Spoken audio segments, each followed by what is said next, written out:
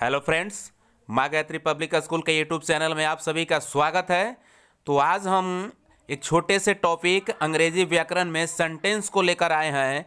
जैसा कि हमने पिछले वीडियो में वर्ड को हमने पढ़ा चुका है, तो अब सेंटेंस के बारे में हम आप सभी को पढ़ाएंगे और इसमें वीडियो में सेंटेंस के बारे में काफ़ी जो एक्सप्लेन किए गए हैं वो आपको काफ़ी हेल्पफुल होगा। तो आप अपने माइंड को एडजस्ट कर लें और टाइम को मेंटेन करके और एक पेन और एक कॉपी को लेकर के बैठ जाएं और इस प्रकार से इसको नोट्स बनाएं जैसा कि वीडियो में नोट डाउन किया गया है, ताकि वो आपको कभी भी नोट्स जो हैं वो काम आ सके। तो अब हम चलेंगे एक सेंटेंस की ओर। जैसा कि हम सेंटेंस का काफ़ी महत्व होता है अंग्रेजी व्याकरण में, इंग्लिश ग्रामर में, तो सेंटेंस की ओर बढ़ेंगे। तो यहाँ पे देखेंगे सेंटेंस में क्या है। यहाँ पे सेंटेंस हमने फर्स्ट में नोट डाउन किया है कि सेंटेंस देखने योग्य है। ये सेंटेंस आप देख सकते हैं। सेंटेंस मिस होता है क्या, आपको याद कर लेना होगा। सेंटेंस मिस होता है वाक्य, ये भी आपको याद कर लेना होगा। और बगैर वाक्य के आप कोई कहानी या कोई कविता को आप नहीं नोट कर सकते हैं, नहीं लिख सकते हैं, नहीं समझ सकते हैं। तो एक सेंटेंस को आपको समझना अति आवश्यक हो जाता है। तो सेंटेंस के बारे में हम आज परिचर्चा करेंगे, तो आप बने रहेंगे वीडियो के अंत तक। तो देखते हैं हम सेंटेंस की ओर। तो सबसे यहाँ पे कंटेंट में क्या दिया हुआ है कि मीनिंग ऑफ सेंटेंस, यानी सबसे पहले हम सेंटेंस के मीनिंग को समझेंगे, यानी उसके अर्थ को समझेंगे। यानी कि वाक्य के जो अर्थ होते हैं उसके बारे में हम पहले समझेंगे कि सेंटेंस का जो अर्थ है वो क्या है। उसके सेकेंड डाउन में हम समझेंगे कि डिफिनेशन ऑफ सेंटेंस, यानी कि सेंटेंस यानी वाक्य की जो परिभाषा है वो किस प्रकार से उसको हम लोग परिभाषित करते हैं, जिसके बारे में हम समझेंगे। और थर्ड स्टेप आपका जो होगा वो काइंड्स ऑफ सेंटेंस या टाइप्स ऑफ सेंटेंस होंगे। यानी कि सेंटेंस को हम लोग मुख्य रूप से कितने भाग में, कितने पार्ट्स में उसको डिवाइड करते हैं, क्लासिफिकेशन करते हैं, उसके बारे में हम समझेंगे। और उन सभी के बारे में एक्सप्लेन किया हुआ रहेगा। एक्सप्लेन मतलब व्याख्या किया हुआ रहेगा और कुछ उनके एग्जाम्पल्स होंगे, यानी कि कुछ उनके उदाहरण दिए हुए रहेंगे। तो इस पर सभी को हम परिचर्चा करेंगे। तो बने रहेंगे आप वीडियो के अंत तक। और आप लोगों ने अभी तक लाइक और सब्सक्राइब नहीं किया है तो फटाफट लाइक कर दें और सब्सक्राइब भी कर दें और बेल आइकन को भी प्रेस कर दें और अपने सहपाठियों और दोस्तों के पास इन्हें शेयर भी कर दें, ताकि उनके पास भी इस प्रकार के नोटिफिकेशन पहुंचता रहे और वो भी अपने अध्ययन में लगे हुए रहें, क्योंकि लॉकडाउन में घर रहें, सुरक्षित रहें और अध्ययन करते रहें। तो आज हम चलेंगे मीनिंग ऑफ सेंटेंस की ओर। जैसा कि यहां पे है मीनिंग ऑफ सेंटेंस, हम ध्यान देंगे, देखेंगे यहां पे मीनिंग ऑफ सेंटेंस, यानी कि वाक्य के जो अर्थ हैं वो क्या होते हैं। यानी कि देखेंगे आप यहां पे कि a group of word containing a subject and a verb, यानी कि शब्दों का एक समूह जो एक सब्जेक्ट को रखता है या एक वर्ब को रखता है। यानी कि शब्दों का एक वैसा समूह जिसमें सब्जेक्ट हो, यानी कि कर्ता हो, या उसमें वर्ब हो, तो कर्ता और वर्ब को रखता हो ऐसा समूह होना चाहिए। उसी को आप कह सकते हैं sentence. That express the statement, बोल रहा है कि यह जो है एक कथन को निर्धारित करता है और एक प्रश्न को निर्धारित करता है। करता है और जो क्रिया है वो किस चीज को निर्धारित करता है, एक कथन को निर्धारित करता है, जिससे आप स्टेटमेंट समझ सकते हैं। तो एक स्टेटमेंट को निर्धारित करता है और एक क्वेश्चन यानी कि प्रश्न को निर्धारित करता है, इटीसी इत्यादि को। तो when a sentence is written, जब आप एक वाक्य को लिखते हैं, यानी कि जब एक वाक्य को लिखा जाता है, तो इट बिगिन विथ बिग, यानी बिग मतलब होता है कैपिटल, मतलब बड़ा अक्षर, कैपिटल लेटर। जब आप एक बड़े से अक्षर को लिखते हैं, बड़े से एक सेंटेंस को, जब किसी भी सेंटेंस को लिखा जाता है तो उसमें सबसे जो पहला अक्षर होती है वो कैपिटल लेटर होता है, यानी बड़ा अक्षर होता है। और and ends with a full stop, और सबसे अंत में जो है हम लोग फुल स्टॉप देते हैं, जिसे एक डॉट के रूप में संकेत करते हैं और उसे हम लोग हिंदी में पूर्ण विराम के नाम से जानते हैं।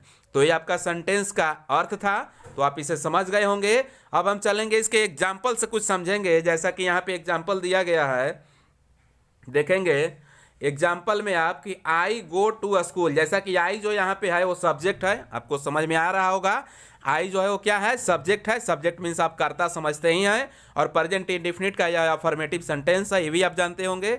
और गो जो है वो आपका मेन वर्ब है, ये भी आप जानते होंगे। ये जो है मेन वर्ब है, यानी मेन वर्ब है गो, और मेन वर्ब का फर्स्ट फॉर्म है। और टू स्कूल आपका जो है इस प्रकार से आप समझ सकते हैं, अदर वर्ड है। तो इसमें जो है सब्जेक्ट आई हो गया और वर्ब जो है गो हो गया। तो आई जो है वो कैपिटल लेटर से हम यहाँ पे जैसा कि शुरू किए हैं, और लास्ट में देखेंगे स्कूल के एल के लास्ट में जो यहाँ पे एक फुल स्टॉप को दिया गया है। इस प्रकार से एक जो सेंटेंस है वो कंप्लीट हो जाता है। तो अब देखेंगे इसके सेकेंड वाले एग्जाम्पल में कि you are playing a ball. देखेंगे यहाँ पे यू जो है वो सबसे कैपिटल लेटर में दिया गया है, क्योंकि ये सेंटेंस जो है स्टार्टिंग हो रहा है, और सबसे अंत में एक है बॉल के देखेंगे यहाँ पे कि एक फुल स्टॉप को दिया गया है, यानी कि सेंटेंस जो है यहाँ पे समाप्त हो रही है। You are playing a ball यानी कि आप एक गेंद खेल रहे हैं। आई गो टू अ स्कूल, मैं विद्यालय जाता हूँ। तो मैं विद्यालय जाता हूँ ये प्रेजेंट इंडेफिनिट का अफर्मेटिव सेंटेंस था। आई प्रेजेंट कंटीन्यूअस का अफर्मेटिव सेंटेंस है you are playing a ball. तो अब हम चलेंगे उसके डिफिनेशन की ओर। देखेंगे डिफिनेशन ऑफ सेंटेंस यानी कि वाक्य के परिभाषा जो है वो किस प्रकार से होते हैं। तो यहाँ पे ध्यान देंगे हम कि ये sentence is a basic unit of language. एक जो वाक्य है वह भाषा के सबसे आधारभूत इकाई है। भाषा की सबसे आधारभूत इकाई है। आपको अगर किसी से वार्तालाप करना होगा, कन्वर्सेशन करना होगा, तो आप क्या करेंगे, किसी न किसी लैंग्वेज का वहाँ पे यूज करेंगे, और वो जो लैंग्वेज है वही जो है सेंटेंस का क्या है, सेंटेंस जो है वह लैंग्वेज की आधारभूत इकाई है, भाषा की आधारभूत इकाई है। कौन? सेंटेंस। अब इसी में देखेंगे आप which express A complete thought, बोल रहा है कि जो एक पूर्ण विचार को क्या करता है, निर्धारित करता है। कि जब आप सेंटेंस बोलते हैं, एक वाक्य को आप किसी श्रोता के सामने पेश करते हैं, तो उससे कंप्लीट एक विचार आपको निकल कर आता है कि आप कहना क्या चाहते हैं। तो इस प्रकार से एक कंप्लीट थॉट इनके पास होती है, एक पूर्ण विचार होता है। बोल रहा है it does this by following the grammatical basic rules of syntax. Syntax जैसा कि हमने पिछले वीडियो में जो इंग्लिश ग्रामर के डिफिनेशन थे और उसके काइंड्स थे, तो उसमें पढ़ा चुके हैं। सिंटेक्स के बारे में हमने सबसे पहले इंग्लिश ग्रामर के 5 काइंड्स को हमने पढ़ाया था, जिसमें ऑर्थोग्राफी, एटमोलॉजी और सिंटेक्स, पंक्चुएशन, प्रोसोडी, इस सभी के बारे में परिचर्चा हो गया था। सिंटेक्स मीन्स होता है वाक्य विचार, आप समझ गए होंगे। तो हम यहाँ पे देखेंगे कि it does this by following the grammatical basic rules of syntax. बोल रहा है कि यह वाक्य विचार के कुछ ग्रामेटिकल बेसिक रूल के द्वारा, निम्नलिखित रूल के द्वारा यह पारित किया जाता है, यह समझाया जाता है। फॉर एग्जाम्पल, उदाहरण के लिए आप समझ सकते हैं क्या, देखेंगे अली इज वॉकिंग, ये देखेंगे प्रेजेंट कंटीन्यूअस का अफर्मेटिव सेंटेंस है। जैसा कि हमने बताया है यहाँ पे कि अली देखेंगे वैसे भी नाम है और नाम के कैपिटल लेटर फर्स्ट होते ही हैं, और यहाँ पे देखेंगे स्टार्टिंग हो रहा था सेंटेंस का, इसलिए ये जो है कैपिटल हो गया अली में, और वॉकिंग के लास्ट में जो फुल स्टॉप दिए गए हैं, इससे हमें ये साबित होता है कि सेंटेंस जो है वहाँ पे समाप्त हो रहा है, और इसलिए ये कंप्लीट थॉट है कि अली जो है घूम रहा है, अली घूम रहा है। तो इससे विचार आपको निकल करके आ रहा है कि अली क्या कर रहा है, अली घूम रहा है। तो एक complete sentence has a least, a subject and a main verb to state declare a complete thought. बोल रहा है कि एक कंप्लीट यानी कि एक पूर्ण वाक्य के पास में एक सब्जेक्ट और एक मेन वर्ब होता है, जो एक कंप्लीट विचार को निकाल पाता है। तो एक कंप्लीट सेंटेंस में क्या होता है, एक कंप्लीट सब्जेक्ट होता है और एक क्या होता है, वर्ब होता है। तो आप याद रखेंगे कि एक वाक्य को कंप्लीट करने के लिए आपको सब्जेक्ट को या वर्ब को होना सुनिश्चित होता है। तो इस प्रकार से आप उसको अर्थ को निकाल पाएंगे और वह कंप्लीट थॉट निकल जाएगा, कंप्लीट स्टेटमेंट निकल जाएगा इसके अनुसार। तो अब हम चलेंगे उसके कुछ शॉर्ट एग्जांपल्स हैं जिस पर हम परिचर्चा करेंगे। देखेंगे यहाँ पे शॉर्ट एग्जांपल है जिसमें क्या होंगे, शॉर्ट एग्जांपल में देखिए एकदम संक्षिप्त उदाहरण इनका है कि सी वॉक्स। देखेंगे यहाँ पे ये प्रेजेंट इंडेफिनिट का अफर्मेटिव सेंटेंस हमने यहाँ पे पुटअप किया है। तो सी जो है यहाँ पे क्या है, सब्जेक्ट है, आप समझ सकते हैं। सी जो है क्या है, सब्जेक्ट है। आप याद रखेंगे सी क्या है, सब्जेक्ट। सब्जेक्ट मतलब होता है कर्ता। इस वाक्य में जो काम करने वाला व्यक्ति है वो सी है। सी मतलब वह हो गया, स्त्री के लिए, ये भी आप याद रखेंगे। और वॉक्स देखिए यहाँ पे, वॉक्स मतलब होता है टहलना। ये आपका जो है वो वर्ब है, क्या है, वर्ब है। तो सब्जेक्ट और वर्ब दोनों मिलकर के और एक कंप्लीट थॉट को निकालते हैं, सी वॉक्स, यानी कि वह टहलती है। एक कंप्लीट थॉट यहाँ पे आपको निकल कर आया है। जैसे आई गो, देखेंगे यह भी प्रेजेंट इंडेफिनिट का अफर्मेटिव सेंटेंस है। आई जो है वो आपका सब्जेक्ट हो गया और गो जो है आपका वर्ब हो गया। तो इस प्रकार से इसे आप कह सकते हैं कि मैं जाता हूं, और मैं जाता हूं एक प्रकार का कंप्लीट स्टेटमेंट यहां से हो रही है, कंप्लीट सेंस निकल रहा है, कंप्लीट इसका अर्थ निकल रहा है, क्योंकि इसमें सब्जेक्ट और वर्ब दोनों हैं। देखेंगे वी कम, आप ये भी प्रेजेंट इंडेफिनिट का अफर्मेटिव सेंटेंस है, और वी आपका जो है वो सब्जेक्ट है, और कम जो है आपका वर्ब है। तो सब्जेक्ट और वर्ब दोनों को कंप्लीट करने के बाद में एक अच्छे अर्थ निकल रहे हैं, सार्थक अर्थ निकल पा रहे हैं, सार्थक एक वाक्य बन पा रहे हैं कि हम लोग जाते हैं। तो इस प्रकार से आपका जो कंप्लीट थॉट हुआ, कंप्लीट निकल करके सामने जो विचार आया, इसी को हम सेंटेंस कहते हैं। तो अब हम बढ़ेंगे, इसमें देखेंगे टाइप्स ऑफ सेंटेंस, यानी कि वाक्य के जो प्रकार हैं, मुख्य रूप से प्रकार जो हैं किस प्रकार के होते हैं उस पर हम देखेंगे यहाँ पे कि 4 types of sentence in the English grammar, यानी अंग्रेजी व्याकरण में जो मुख्य हैं सेंटेंस के भाग वो 4 हैं। कितने? तो 4 हैं यहाँ पे देखेंगे, और 4 के हम फंक्शन भी देखेंगे, उसके कार्य क्या हैं। तो देखिए फॉर्म से यहाँ पे जो है वो इधर फर्स्ट, सेकंड, थर्ड ऐसे करके हमने मेंशन किया है, और उसके कार्य जो है फंक्शन यहाँ पे इसके नोट डाउन किए हैं। तो हम स्क्रॉल करके आपको दिखाते हैं। सबसे फर्स्ट में जो देखेंगे सेंटेंस के भाग हैं वो क्या है, यहाँ पे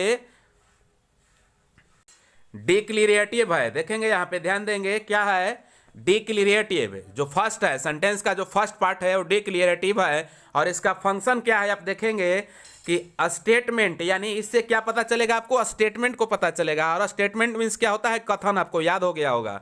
स्टेटमेंट मीन्स क्या होता है, कथन। तो देखेंगे इनके क्या कार्य है कि इट टेल्स अस समथिंग, बोल रहा है कि यह हम लोगों को कुछ कहता है या बताता है। यह जो है हम लोगों को क्या करता है, कुछ कहता है। इससे कहने का तात्पर्य होता है कहता है, या हम लोगों का कुछ बताता है। इस यही जो है स्टेटमेंट कहलाता है। क्या कहलाता है, ये स्टेटमेंट कहलाता है। तो अब हम देखेंगे इसके सेकेंड फॉर्म को, और सेकेंड फॉर्म जैसा कि यहाँ पे है इंट्रोगेटिव। आप समझते होंगे जब ट्रांसलेशन बनाते होंगे तो कि इंट्रोगेटिव क्या है। इंट्रोगेटिव मतलब आप समझते होंगे, इंट्रोगेटिव मतलब होता है प्रश्न, यानी कि प्रश्नवाचक आप कह सकते हैं इसको। तो देखेंगे इसका फंक्शन क्या है, क्वेश्चन। इससे क्या होगा, क्वेश्चन बनेगा। तो इट आस्क अस समथिंग, बोल रहा है कि यह हम लोगों से कुछ पूछने का काम करता है।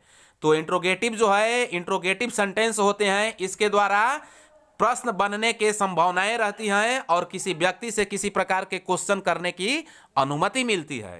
तो क्या हो गया आपका, इट आस्क अस समथिंग, या हम लोगों को कुछ पूछता है। कुछ पूछता है तभी तो प्रश्न बनेंगे।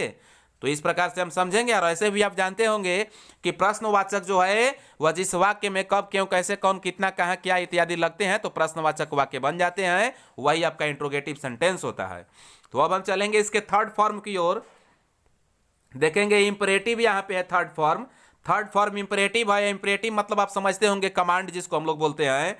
तो इंपरेटिव एक कमांड है। देखेंगे हम लोग कमांड क्या होता है, इस कमांड इसको हम लोग कहते हैं। तो इट टेल्स अस, या हम लोगों को कहता है या बताता है, टू डू समथिंग, यानी कि यह जो है हम लोगों को कुछ करने के लिए कहता है। यह जो है क्या, कुछ करने के लिए, कि आप जो है जैसे खेलने के लिए, घूमने के लिए, टहलने के लिए, पढ़ने के लिए, वही आपका इंपरेटिव सेंटेंस होता है। तो आप समझ गए होंगे इंपरेटिव सेंटेंस के बारे में। तो अब हम चलेंगे एक्सक्लेमेटिव सेंटेंस के बारे में, जैसा कि फोर्थ फॉर्म इसका है एक्सक्लेमेटिव। देखेंगे फोर्थ जो है एक्सक्लेमेटिव है, और एक्सक्लेमेटिव मतलब होता है एक्सक्लेमेशन, और एक्सक्लेमेशन इसका जो फंक्शन है देखेंगे। एक्सक्लेमेशन मतलब आप देखेंगे क्या होता है, विस्मयादि, जिसको हम लोग कहते हैं। इसको क्या कहते हैं, इट एक्सप्रेस सरप्राइज। बोल रहा है कि यह सरप्राइज की ओर एक्सप्रेस करता है, यह सरप्राइज की ओर बढ़ावा देता है। सरप्राइज इससे होता है, जैसे आप समझ सकते हैं कि कितना सुंदर फूल है, ऐसा आप कह सकते हैं। यह एक प्रकार का सरप्राइज हुआ। और जो डिक्लेरेशन है या सरप्राइज का जो आपका इंडिकेट, इस प्रकार आप चिन्ह के द्वारा कर सकते हैं। जो ऊपर से मोटी लाइन और नीचे आकर पतली हो जाती है, और नीचे एक सा बूंदा हो जाता है, उसी को हम लोग एक्सक्लेमेटरी पंक्चुएशन कहते हैं, या एक्सक्लेमेटरी चिन्ह कहते हैं हम लोग। उसी को विस्मयादि बोधक चिन्ह भी बोला जाता है।